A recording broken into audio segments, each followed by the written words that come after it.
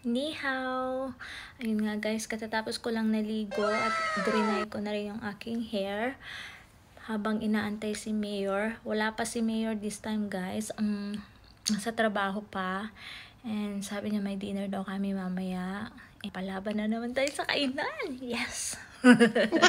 Alam niyo ba, since nandito kami sa Susan, laging may dinner, di ba? Ay, nag-gain weight ako ng 2 kilo. Dati ang kilo ko lang 52 na. Oh my gosh. Pero okay yun. Kasi yun ang goal ko.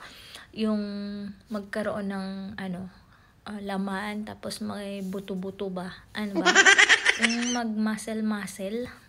Akala ko kanina may pumasok, andito na si Mayor kasi lumagabog yung pinto. Yung pala ang lakas ng hangin, nakakatakot, nakakagulat, ginugulat ako. Kaya ang lakas ng hangin, dinig na dinig mo dito. Lahat naman ng pinto or bintana sarado, pero may pumapasok pa rin na hangin. Lumagabugdog. Lumagabog? Bog? Ewan, basta may sounds na ganun. At ito na nga ang ganap kaninang tanghali. Agoy, nanood ako sa Netflix. Nakaisang movie lang ako, tapos wala akong makita doon na maganda. Napunta ako sa YT. At ayan nga, ang auntie nyo, mas marami pa ata nakain na sunflower kaysa yung napanood. Agoy. Ang television kasi nila dito guys ay puro Tsekwa ang laman. Mapa News man or kahit ano, dito lang around the China ang kanilang nilalabas. Syempre, hindi naman kami magkaintindihan. Di punta na lang ako sa cellphone ko, at least doon, naiintindihan ko. Hindi ko na inom dahil hinayaan kong siya na lang ang manood sa akin. At ako naman ay manonood sa cellphone. Diba? I tell my friend, this is the way you prepare. You have to put in safe place.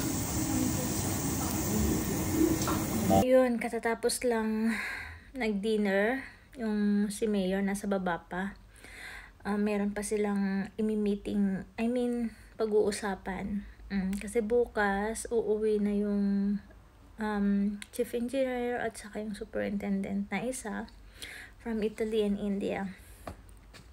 Alam nyo, nakakatawang pangyayari dun sa kainan. Kasi kumain kami dun sa Korean restaurant. Alam niyo ba, yung superintendent, kumakain lang siya ng beef. Ayaw niya ng pork o chicken. Ayaw niya na din ng seafood. Only beef lang. Tapos nagkanin siya.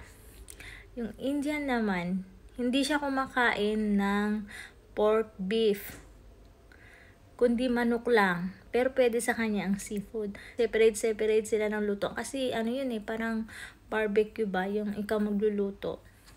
Tapos yung kasama namin isang Chinese, kahit ano din. Parang kami lang din ni Mayor. Matutulog ng inyong auntie. Baka hindi ko naantayin si Mayor o kaya nanonood na naman ng another movie. Let's say, or ewan, basta. Thanks for watching for our mini vlog for today. Bye!